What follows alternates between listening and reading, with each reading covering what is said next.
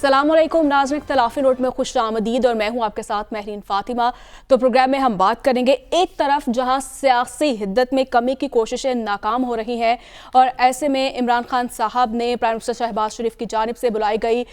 All parties conference में शिरकत करने का फ़ैसला किया है और उनकी जानिब से कहा जा रहा है कि अज़्म इस्तेहकाम ऑपरेशन पर तहफ़्फ़ुज़ात के बावजूद हम मुल्क की खातिर शिरकत करने के लिए तैयार हैं और इस ऑपरेशन से जो है वो अदम इस्तेहकाम मज़ीद बढ़ेगा। और दूसरी जानिब उन्होंने कहा कि जेल में नारवा सलूक पर भूख हड़ताल की भी उन्होंने धमकी दे दी है और ये भी कहा कि मुलाकात नहीं करने दी पार्टी रहनुमाओं से और अगर ये समझते हैं कि इख्तलाफात पैदा करके पार्टी को कमज़ोर करेंगे तो ऐसा नहीं होगा। तो इसी पर हम बात करेंगे और अपने पैनलिस्ट की हम राय जानेंगे। हसन साहब, आपकी तरफ आऊँगी। जिस तरह से बानी पीटाई जो है उन्होंने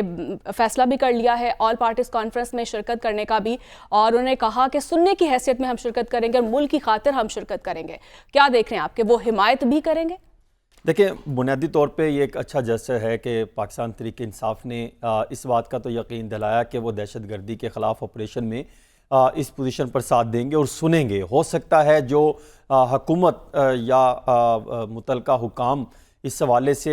ऐसी वजाहत दें कि वो इस बात पर उनके साथ खड़े होते दिखाई दें या तस्लीम कर लें जो तहफ़्फ़ुज़ात हैं वो ख़त्म हो जाएं। यही वो मामला था जो पहले दिन से चला आ रहा था कि अगर आप ऑल पार्टीज़ कॉन्फ्रेंस या इस तरह के तमाम स्टेक होल्डर को, तमाम सियासी जमातों को एक प्लेटफार्म पर ला के बैठाते हैं, उनसे डिस्कशन करते हैं, उनको इत्तेमाद में लाया जाए तो फिर ये मामला को मुस्बत अंदाज में आगे चलाया जा सकता है। देखें, इस मामले पर दो बातें चल रही हैं। एक ये है कि ऑल पार्टीज़ कॉन्फ्रेंस तलब करना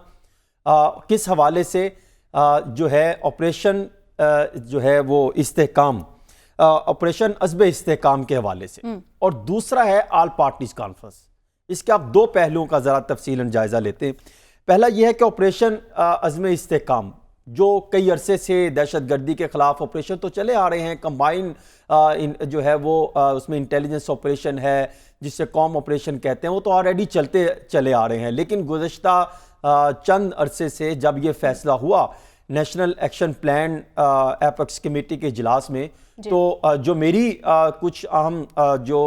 हुकूमती ओहदेदार हैं या ज़िम्मेदारान हैं उनसे बातचीत हुई तो उनका ये दावा है कि ऑपरेशन तो शायद शुरू हो चुका है और इस हवाले से कुछ इक़दामात किए जा रहे हैं, लेकिन इम्कान यही है कि भरपूर तरीके से जो एक्शन नज़र आएंगे दहशतगर्दी के ख़िलाफ़ वो अगले हफ्ते में जो है वो शायद अगले हफ्ते जुमेरात तक शुरू हो सकता है। 10-11 तारीख को इसमें भरपूर तेज़ी आएगी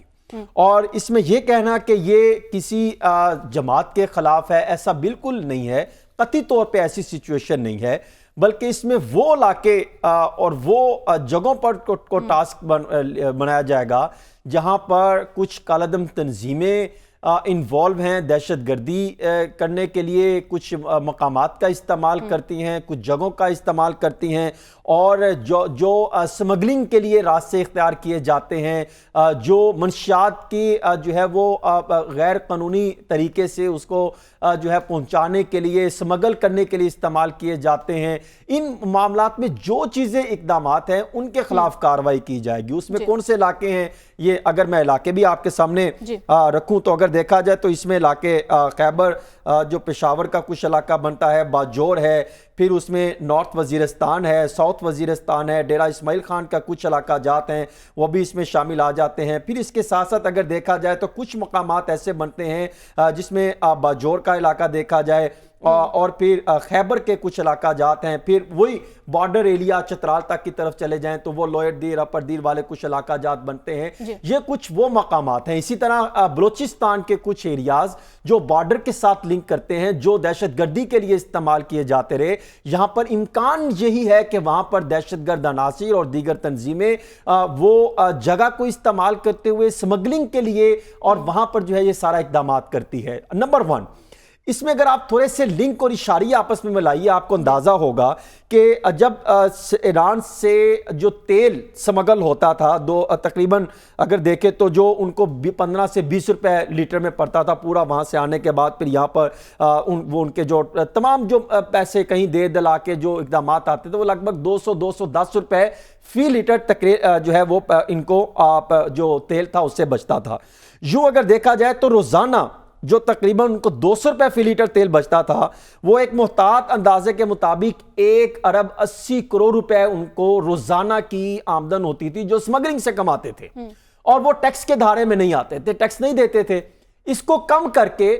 تقریباً آپ یہ کہا جا سکتا ہے کہ اب بہت کم کرنے کے بعد، جس میں منشیات تھی، ڈرگز تھی، اسلحہ تھی، گاڑیاں تھی جو اسمگل ہوتی تھی، وہ کم کرنے کے بعد اب کافی حد تک بہتری آئی ہے۔ اب یہ کہا جا سکتا ہے کہ جو 1.16.6 یعنی 1,60,00,000 جو تیل تھا روزانہ لیٹر اسمگل کیا جاتا تھا، اب تقریباً کچھ 16 لاکھ 20 لاکھ کے قریب پہنچ گیا، کیونکہ یہ دھندا بند کر دیا، ریاست نے ان کے خلاف کام کیا، اور جس میں جو عناصر ملوث تھے وہ لنک کر کے دہشت گردی عناصر سے ان کو سپورٹ کرنے کے لیے وہ آپس میں صاف ظاہر ہے، اس طرح تو نہیں ہو سکتا کہ کوئی بندہ شریف یہ کام تو نہیں کر سکتا۔ جب ان کے خلاف آپریشن کرنا ہے تو ہمارے کس پر اثر پڑے گا؟ معاشی حالات بہتر ہوں گے، معیشت پر اثر پڑے گا۔ دوسرا پہلو بھی میں مختصراً آپ کے سامنے رکھوں۔ جی حسن صاحب میں آپ کی طرف آتی ہوں، ٹھیک ہے بالکل حسن صاحب میں آپ کی طرف آؤں گی، مجھے ساتھ صاحب کی طرف جانا۔ ساتھ صاحب کیا دیکھ رہے ہیں آپ کی حکومت جو ہے تمام سٹیک ہولڈرز کو جو ہے ایک پلیٹ فارم پر اکٹھا کر پائے گی، اور خاص طور پر اپوزیشن اور حکومت میں جو بدگمانیاں پیدا ہو گئی ہیں کیا آپ کو ختم ہوتی ہوئی دکھائی دے رہی ہیں آپ کو؟ دیکھیے سب سے پہلے تو یہ جو حسن صاحب بات کر رہے ہیں اس کے اوپر میں 2 جملے کہہ سکوں۔ پاکستان کے طول و عرض میں چند شاید تحریکوں کے علاوہ، جس طرح کی آپ ان کو تحریک بھی نہیں کہنا چاہیے، آرگنائزیشنز کے علاوہ جس طرح کی شاید BLA ہے اور اس طرح کی 1-2 اور تنظیموں کے علاوہ، پاکستان کے طول و عرض میں جب بھی یہ سوال پوچھا گیا ہے پچھلے 24 سال میں، جب سے پاکستان کے اندر وار آن ٹیرر 2001 میں جب امریکہ کا افغانستان میں اٹیک ہوا، تو اس کے بعد سے پچھلے 23-24 سال میں جب بھی یہ سوال پوچھا گیا ہے تو پاکستان کے طول و عرض میں ہمیشہ یہ کہا گیا ہے کہ ہمیں دہشت گردی، شدت پسندی اور اس طرح کے دیگر تمام عناصر جو بندوق یا بارود کے زور سے لوگوں کو ہراساں کرنا چاہتے ہیں، ٹیرر پھیلانا چاہتے ہیں، اور ریاست کے امور کو وہ تسلیم نہیں کرتے یا ریاست کے امور کو نقصان پہنچانا چاہتے ہیں، اس کے خلاف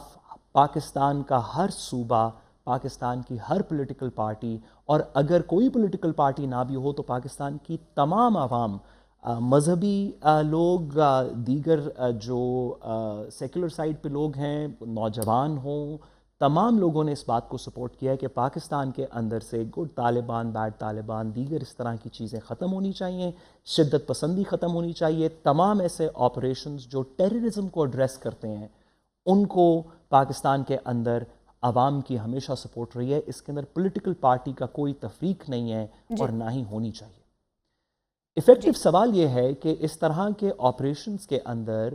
جو یوزول پروسیس ہم نے ماضی میں دیکھا، یہ آپ رد الفساد دیکھ لیجئے، یہ کرنٹ آپریشن بھی، اس کے اندر بھی اب اسی طرح رد الفساد ضرب عضب دیکھ لیجئے، اس سے پہلے چلے جائیں تو جو متعلقہ پولیٹیکل سٹیک ہولڈرز ہوتے ہیں ان کے ساتھ ان کو آن بورڈ لیا جاتا ہے، ان کے ساتھ کچھ بات کی جاتی ہے تاکہ تمام لوگوں کو، وہ لوگ بھی جو آپریشن کر رہے ہیں، جو کہ ہماری لا انفورسمنٹ ایجنسیز ہیں، صرف افواج پاکستان نہیں، اس میں پولیس بھی ہے، رینجرز بھی ہے، دیگر لا انفورسمنٹ ایجنسیز بھی ہیں، FIA وغیرہ ہوگی کراس بارڈر اسمگلنگ کے ایشوز کے اندر، ہماری تمام لا انفورسمنٹ ایجنسیز بھی، اور جو ہماری پولیٹیکل سائیڈ ہے جو عوام کو ریپرزینٹ کرتی ہے، ان کو بھی آن بورڈ لیا جاتا ہے، یا ان کو اس کے خد و خال اس لیے بتائے جاتے ہیں تاکہ پاکستان کی ریاست، پاکستان کی حکومت یہ بآواز بلند کہہ سکے کہ ہم نے صرف نہیں، ہم نے اور عوام نے مل کے یہ عہد کیا ہے کہ ہم اس ناسور سے اپنی جان چھڑوائیں گے۔ سو لانگ ایز حکومت اس طرح کا کوئی کام کرے جس میں جو متعلق جہاں پہ بھی آپریشن پلانڈ ہے، پنجاب میں ہے تو پاکستان مسلم لیگ نون سے،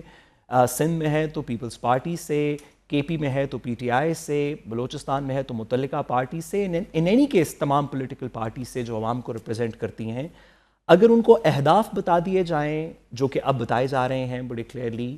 کہ کیا آپریشن ہے، یہ بتایا جائے کہ یہ ریاست کا آپریشن ہے دہشت گردی کے خلاف جو اپٹک ہوئی ہے اس کے خلاف، اس کے یہ نتائج ہوں گے، اس کے اندر یہ ہمارا پلان ہے، تو پاکستان کی پچھلے 25 سال کی تاریخ یہ بتاتی ہے کہ جب بھی یہ آپریشن اناؤنس کیا گیا ہے، پاکستان کی میجورٹی نے، عوام نے اس کو سپورٹ کیا ہے، میجورٹی پولیٹیکل پارٹیز نے بھی اس کو سپورٹ کیا۔ جی تو بڑی اچھی بات ہو، خاص طور پہ ایک ایسی انوائرمنٹ میں جس میں ہم اس وقت موجود ہیں جہاں پہ سیاسی تلخیاں بہت زیادہ ہیں، کہ کچھ ایسی بنیادی چیزیں، ایک اکانومی اور دوسرا کاؤنٹر ٹیررزم سیکیورٹی، جس کے اوپر اکراس پولیٹیکل پارٹیز کوئی ڈیوائیڈ نہ ہو، سب لوگوں کو پتا ہو کہ ہمارے نیشنل گولز کیا ہیں، ہمارے اہداف کیا ہیں، ہم ان کو کس آپریشن کے تھرو اچیو کریں گے اور اس کے اندر سب کا کیا کیا حصہ ہوگا۔ یہ صرف ملٹری آپریشن نہیں، میں گزارش کروں کہ نیشنل ایکشن پلان پاکستان کے اندر موجود ہے جس کا یہ کنٹینیوئنگ حصہ ہے۔ اس نیشنل ایکشن پلان کے اندر سویلین گورنمنٹ کا کچھ کردار ہے، کچھ لا انفورسمنٹ ایجنسیز کا کردار ہے، دیگر مدارس کا کردار ہے، سوسائٹی کا کردار ہے، اپوزیشن کا کردار ہے۔ ہمیں ایک کمپریہنسو نیشنل سیکیورٹی پلان، جس کو کہ نیشنل ایکشن پلان کہتے ہیں، اسی کا یہ ایفیکٹولی ایک نیکسٹ آپریشن ہے۔ تو یہ تو بہت اچھی بات ہے۔ جی، جو نیشنل گورنمنٹ کے اندر اپوزیشن ہے اور کے پی کے اندر گورنمنٹ ہے، پی ٹی آئی کی ایفیکٹولی یا سنی اتحاد کی، وہ اس کے اندر کیونکہ عوام کو ریپرزینٹ کرتے ہیں تو اس کے اندر کافی بڑے سٹیک ہولڈرز ہیں۔ سو لانگ اس گورنمنٹ ان کو ریچ آؤٹ کر کے ایک کنسنسس بلڈ کر لے کہ یہ ہمارے اہداف ہیں، یہ کوئی سیاسی آپریشن نہیں ہے، یہ کوئی اور اس طرح کی بات نہیں ہے، یہ کسی کو ٹارگٹ اس طرح نہیں کیا جائے گا، یہ ایک نیشنل کاز ہے اور اس کے اندر جب تمام لوگ شامل ہوں گے تو ہی اس میں بہتری آئے گی۔ تو میرا خیال ہے اس میں کوئی مذائقہ نہیں ہوگا، سو لانگ از ایک نیشنل کنسنسس جس میں پولیٹیکل کنسنسس بھی ہو، وہ بلڈ کر لیا جائے۔ ساتھ صاحب اس میں اگر میں ایک چیز اگر مجھے دیں تو ساتھ صاحب بات کر رہے تھے کہ اہداف کیا ہیں۔ ساتھ صاحب جو میری اطلاع ہے کہ جب یہ ایپیکس کمیٹی کی میٹنگ ہو رہی تھی تو اس وقت علی امین گنڈا پور صاحب جو کہ وزیر اعلیٰ خیبر پختونخوا ہے، خیبر پختونخوا کے وزیر اعلیٰ، انہوں نے جو ہے کچھ چیزوں کو تسلیم کیا کہ خیبر پختونخوا کے کن کن اضلاع، کن کن مقامات پر اور کن کن علاقوں میں دہشت گردی جو ہے ہو رہی ہے اور کن کن مقامات پر کیسا آپریشن کرنا چاہیے۔ انہوں نے انڈائریکٹلی یا ڈائریکٹلی وہاں پر ہتھیار پھینکے اس اجلاس میں،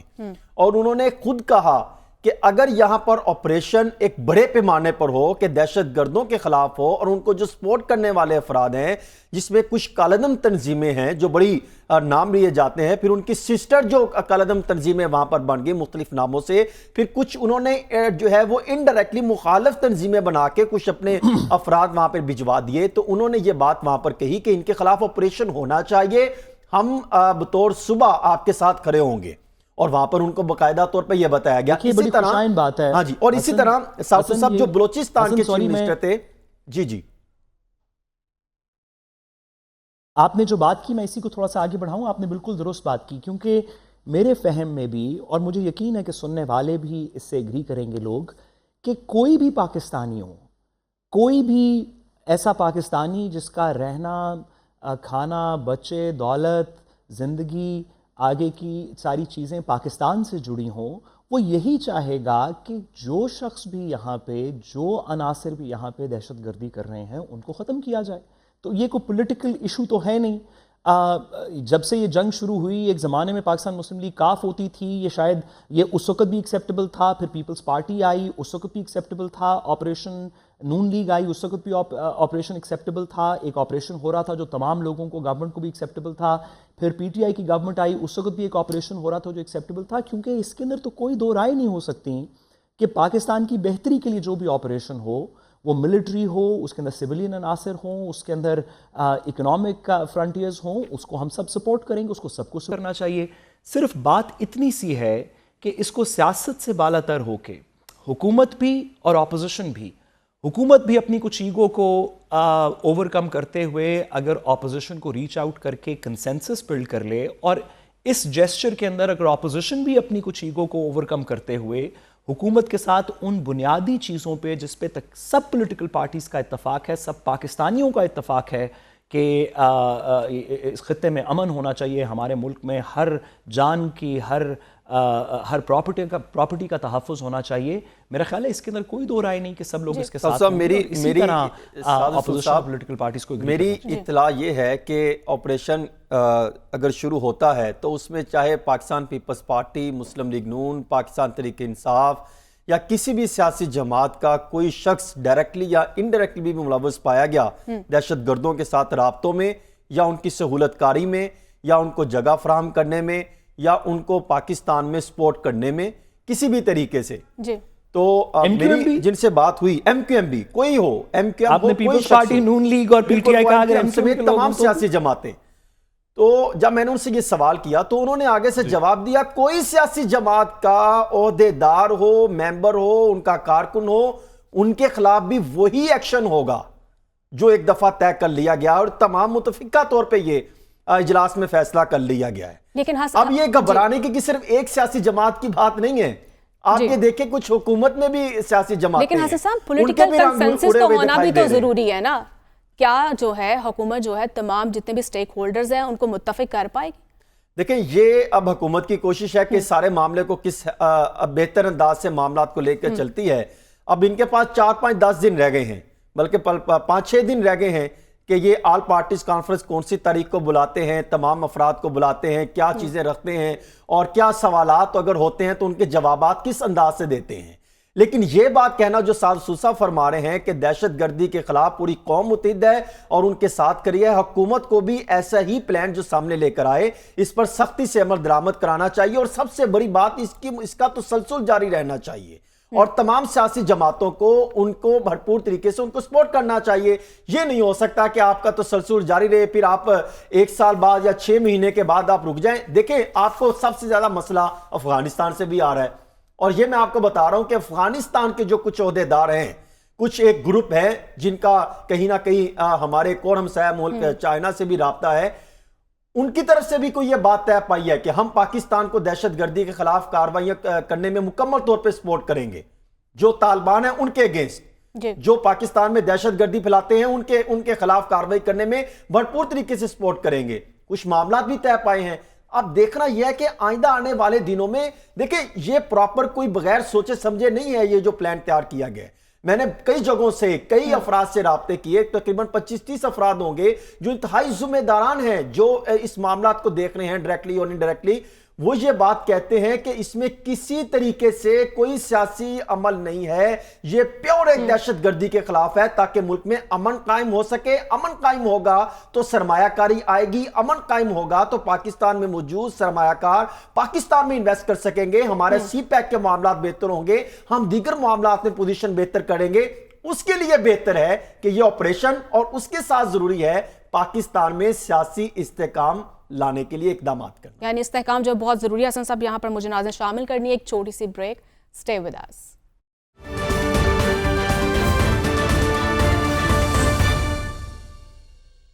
वेलकम बैक नाज़रीन, और बात करेंगे हुकूमत की जिम्मेदारी अपनी जगह, लेकिन बदले में अवामी सहूलियात के बीच टैक्सेस की एक लंबी फहरिस्त है और एक आम पाकिस्तानी ये सोचने पर मजबूर हो चुका है कि हुकूमत 9,000 अरब रुपए से ज़ायद टैक्स इकट्ठा करती है, इसके बदले में अवाम को क्या सहूलियात दी जाएगी। हसन साहब आपकी तरफ आऊँगी, क्या देख रहे हैं आप भारी भरकम टैक्स के बाद क्या सहूलियत दी जा रही हैं अवाम को?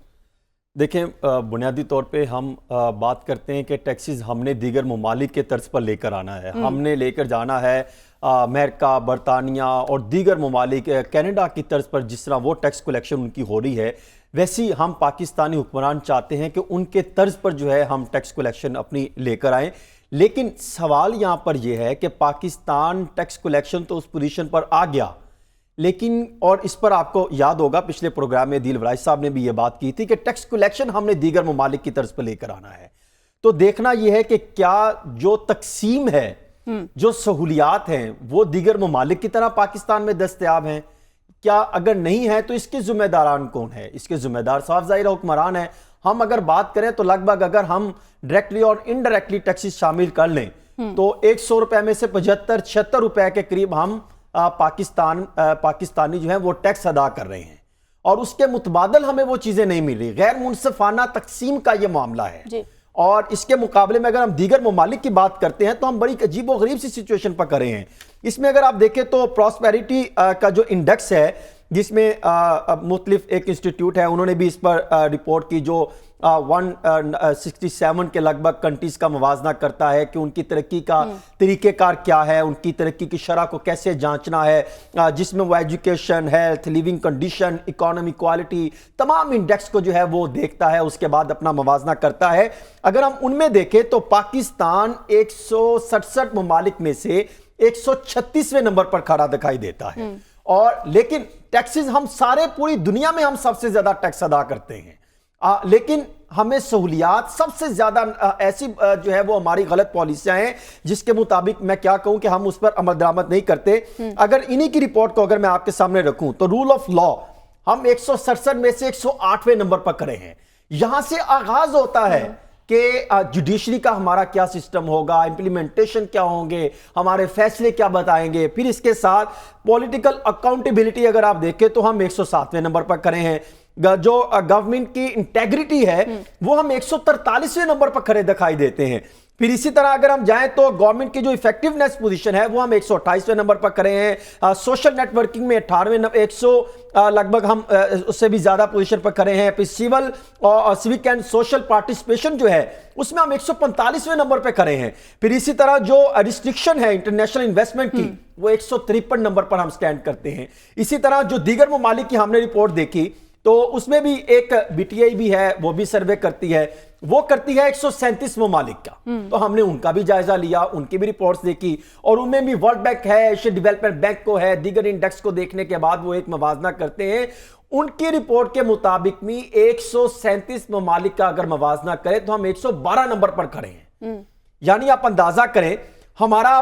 جو ایجوکیشن اور ہیلتھ کا نظام ہے بالکل بیکار ہے، ہمیں وہ سہولیات نہیں ملتی۔ دیگر ممالک جن سے ہم ٹیکسز کی بات کرتے ہیں اگر ہم ان کا موازنہ کریں تو وہاں پر تعلیم اور ہیلتھ کا نظام بہت زبردست ہے، اور وہاں پر جو بے روزگار ہے اس کو الاؤنس ملتا ہے جب تک وہ روزگار اس کو نہیں ملتا۔ یہاں پر وہ کہتے ہیں روزگار جو بے روزگار کر دیا، بے روزگار کے بعد کہتے ہیں بس اس کو آپ ختم ہی کر دیں، تباہ و برباد کر دیں، اس کی آگے کی طرف نہیں آتے۔ یہاں پر وہ چند ایک چیزیں دیکھتے ہیں جو گراف بناتے ہیں، وہ کہتے ہیں 1 to 10، وہ کہتے ہیں 1 اور 10 یعنی 5 سے جو نیچے ہے وہ یہ رپورٹس بتاتی ہیں کہ وہ ڈینجرس پوزیشن میں ہے۔ پاکستان 3.65 پر سٹینڈ کرا ہے، یعنی ہم ڈینجرس نہیں، انتہائی ڈینجرس پوزیشن پر ہے۔ 10 تو ہم بہت دور تک پہنچیں گے، ہم کیسے ان کنٹریز کا مقابلہ کریں گے؟ تنخواہ دار طبقے کو آپ لے کر آگے، اب تنخواہ دار طبقہ جو ہے وہ ٹیکسز دیتا ہے لیکن ان کو وہ سہولیات نہیں ملتی۔ پھر یہاں پر یہ حکمرانوں کا کام ہے کہ یہ اگر ٹیکسز لے رہے ہیں تو انہوں نے کس طریقے سے ہمیں پوزیشن دینے۔ جس طرح بات کریں ڈنمارک کی بات کرتے ہیں، ہم ان حکمرانوں کے پاس بیٹھو تو یہ Denmark, Sweden, Norway, Finland, Switzerland, Netherland, Iceland, Germany, New Zealand, ان ممالک کی باتیں کرتے ہیں، لیکن ملیشیا 42ویں نمبر پر کھڑا ہے۔ ہمارے لیے انتہائی شرم کا مقام ہے کہ ملیشیا جو اسلامی ملک ہے وہ 42ویں نمبر پر سٹینڈ کرا ہے، یو اے 43ویں نمبر پر کرا ہے، اور ہم 136ویں نمبر پر کرے ہیں، اور ہم باتیں کرتے کہ اور ٹیکسز لے لیں۔ بھئی ٹیکسز لے لیں، سہولیات دینی ہے۔ آپ ٹیکسز کا نظام بھی ایک ایسا ترتیب دے رہے ہیں کہ بے ہنگم سا ٹیکسز کا نظام ہے جن کہ آپ ٹیکسز لیتے جا رہے ہیں لیکن سہولیات دینے سے آپ بھاگ رہے ہیں۔ پہلے آپ کو سہولیات دینے پر بھی آمادہ کرنا پڑے گا اور اس پر بھی جانا پڑے گا کہ آپ اس کو کس اینگل سے لے کر چلنا چاہتے ہیں۔ جی ٹھیک ہے حسن صاحب، علی صاحب آپ کی طرف آؤں گی۔ جس طرح سے حسن صاحب جو ہیں فگر اینڈ فیکٹس کے مطابق بتا رہے ہیں، اور ٹیکسز کی جو شرح ہے وہ اب ترقی یافتہ ممالک کے مطابق ہو چکی ہے، تو یعنی اگر بات کی جائے اشرافیہ کی جو ٹیکس جو دیتے ہیں، کیا صرف اس میں اشرافیہ کی مراد اور عیاشیوں کو جو ہے وہ سب جا رہا ہے اور عوام کے لیے سہولیت جو ہیں وہ صرف نہ ہونے کے برابر ہے؟ دیکھیں اس دفعہ لوگ یہ نہیں کہہ رہے کہ آپ ہمیں سہولیات کیا دے رہے ہیں، اس دفعہ لوگ کہہ رہے ہیں انصاف تو کریں۔ آپ نے ایک ایسا بجٹ دیا ہے، یہ تو انصاف کے اوپر مبنی نہیں ہے، اور جس معاشرے میں، جس نظام میں انصاف نہ ہو، آپ کیسے تصور کر سکتے ہیں کہ آپ خوشحالی دیکھ رہے ہوں وہاں پر؟ مثال کے طور پہ آپ نے یہاں جاگیردار پہ ٹیکس نہیں لگایا، جو بیچارہ محنت مزدوری کر رہا تھا اور پہلے سے ٹیکس دے رہا تھا اور صرف وہی ٹیکس دے رہا تھا، آپ نے اس کے اوپر ٹیکس لگا دیا۔ آپ نے ایک خاص طبقے کو، آپ نے سول ملٹری بیوروکریسی کو ایگزمپشن دے دی ایک ایسی چیز کے اوپر جس کے بغیر گزارا ہو سکتا تھا۔ یہ کوئی ایسی اسینشل چیز نہیں تھی جس سے کوئی ملک کے خدا نخواستہ جو معاملات ہیں وہ مسائل سے دوچار ہو جاتے۔ ادھر کہاں گئے محمد اورنگزیب صاحب کے اصول؟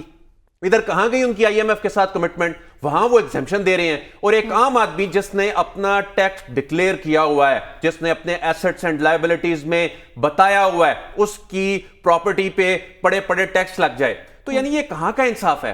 پھر آپ یہ کیا کر رہے ہیں کہ آپ جو ٹیکس ہے، جس طرح حسن کہہ رہے تھے، ہم پہلے بھی بات کرتے آئے، اسکینڈینیویا کے برابر لے رہے ہیں، آپ کینیڈا کے برابر لے رہے ہیں، اور آپ کر کیا رہے ہیں؟ آپ نظام تعلیم کے ساتھ کیا کر رہے ہیں؟ ہائر ایجوکیشن کمیشن کا بجٹ کتنا آپ نے رکھا؟ 66 ارب روپے. اور اپنی سیاست کے لیے، میں اس کو اور انداز میں نہ لیا جائے، لیکن یہ جو 600 ارب روپیہ ہم بانٹ رہے ہیں اور اپرچونٹیز پیدا نہیں کر رہے، لوگوں کی کیپیسٹی بلڈنگ نہیں کر رہے، لوگوں میں صرف اپنی سیاست کے لیے ان کو 10-10 12-12 ہزار روپے دے رہے ہیں، اور اس کے بعد صرف 66 ارب روپے ہم نے اور 600 ارب روپے ہم لوگوں کو بھکاری بنا رہے ہیں، اور 66 ارب روپے ہائر ایجوکیشن پہ لگا رہے ہیں کہ آپ کے جن لوگوں نے اس ملک کو چلانا ہے. اور ایک اور بڑا مسئلہ ہوا ہے کہ دیکھیں جو ہائیسٹ سلیبز میں لوگ تھے نا، یہ اس ملک کی کریم ہے، اس ملک کو چلانے والے ہیں. اور ان میں سے زیادہ تر لوگ کون ہوتے ہیں؟ ان میں سے زیادہ تر لوگ وہ ہوتے ہیں جو بیرون ملک سے نوکریاں چھوڑ کے اپنے وطن کی محبت میں یہاں پر اچھی پوزیشنز پہ بیٹھے ہوتے ہیں. آپ نے ان پہ 35% ٹیکس تو لگایا، آپ نے کہا جاتے جاتے 10% ایک اور سرچارج بھی لگا دو ان کے اوپر. تو اب بہت سے ایسے لوگ جن کو ہم مل رہے ہوتے ہیں، ملتے ہیں، ان سے بات کرتے ہیں، یقین کریں پہلی مرتبہ ایسا ہم نے دیکھا ہے. یعنی اس سے پہلے تو بیچاری لوور مڈل کلاس اور مڈل کلاس پیسٹری ہوتی تھی، اس مرتبہ ہم نے دیکھا ہے کہ اس ملک کو سرو کرنے والی جو اس ملک کے جو برین ہے، دماغ ہے، اصل میں جو کارپوریٹ سیکٹر میں بیٹھے ڈیلیور کر رہے ہیں، وہ بھی یہ کہتے ہیں کہ اب اس سے بہتر نہیں ہے کہ ہم کسی باہر کے ایسے ملک میں چلے جائیں جہاں پر ہمارے بچوں کا فیوچر جو ہے سیکیور ہو جائے، جہاں ان کی ایجوکیشن کا مسئلہ نہ ہو، جہاں ان کی ہیلتھ کا مسئلہ نہ ہو، اور ایک ایسی جگہ جہاں آپ نے ریٹرن میں کچھ نہیں دینا، آپ نے صرف ایئرپورٹ کے اوپر لگا دیا ہوا ہے کہ ٹیکس پیئر حضرات کے لیے یہاں پر ان کو عزت کے ساتھ آنے دیا جائے گا، اور وہاں بھی آپ ان کو وہ عزت نہیں دے سکتے، اور جو آپ ان کے ساتھ سلوک کرتے ہیں جو ہائیسٹ ٹیکس پیئرز ہیں. تو یہ ناانصافی پر مبنی نظام میں آپ خوشحالی نہیں دیکھ سکتے. آپ جو مرضی کر لیں، جتنے مرضی دعوے کر لیں، جتنی مرضی آپ یہ عوام کو بے وقوف بنا لیں، جس طرح کہ آپ نے پہلے بنایا کہ اگلے 2-4 سال میں ہم IMF کے پروگرام سے بھی نکل جائیں گے، خوشحالی آ جائے گی. اللہ کرے خوشحالی آئے، دعا گوئیں ہم آئے، لیکن آپ بھی تو کچھ کریں، آپ بھی تو کچھ اس پہ غور کریں کہ آپ نے اس طرح کا غیر منصفانہ نظام کہ آپ نے لوگوں کو ایگزیمپشنز دے دی ہیں کہ آپ پراپرٹیاں بیچیں، آپ سے ٹیکس نہیں لیا جائے گا. یہ کون سا ایسا اسینشل کام تھا جس میں آپ نے ایگزیمپشنز دے دی؟ اور یہاں پر محمد اورنگزیب صاحب کا ایٹیٹیوڈ، ان کا غصہ، جو پرائم منسٹر صاحب کو کہتے تھے IMF ناراض ہو جائے گا، وہاں کیا ہوگا؟ اس سے جو سوسائٹی کا جو سینٹیمنٹ ہے وہ بہت خراب ہوا ہے. میں نے اپنے کریئر میں بلکہ اپنی زندگی میں پہلی مرتبہ دیکھا ہے کہ اس ملک میں غریب، امیر اور جو ایسا طبقہ جو واقعی اس ملک کو سرو بھی کر رہا ہے، جو بیرون ملک سے پڑھ کے آئے ہیں، وہ ان میں مایوسی دیکھی ہے. لیکن میرے خیال میں یہ بالکل اسی طرح ہاتھ پہ ہاتھ رکھ کے بیٹھے ہیں جس طرح اپریل 2022 میں یہ اتنے کانفیڈنٹ تھے نا کہ ہم یہ کر دیں گے، ہم ملک کی قسمت بدل دیں گے، اور اس کے بعد تباہی کی طرف لے گئے. مجھے لگتا ہے کہ اس مرتبہ بھی خدا نہ خواستہ یہ کیلکولیشنز غلط کر کے بیٹھے ہوئے ہیں. چیزیں اس طرح سے نہیں ہیں جو اقتدار کے ایوانوں میں بیٹھ کے آپ اچھی اچھی کہانیاں سنا رہے ہیں. صورتحال گراؤنڈ پہ جا کے دیکھیں، کسی جینون سروے کمپنی سے اگر آپ سروے نہیں کرا سکتے، اپنے 10-10 بندے جو ہیں آپ یہاں پر لاہور، کراچی، اسلام آباد، وہاں پر بھجوا کر آپ پتہ کرا لیں کہ اس وقت سینٹیمنٹ کیا ہے. بالکل، اس میں جو ہے نہ کہ صرف قوم کا نقصان ہو رہا ہے بلکہ حکومت خود اپنا نقصان کر رہی ہے، جس طرح سے مایوسی پھیل رہی ہے. ناظرین، اس کے ساتھ مجھے بریک لینی ہے. Stay with us.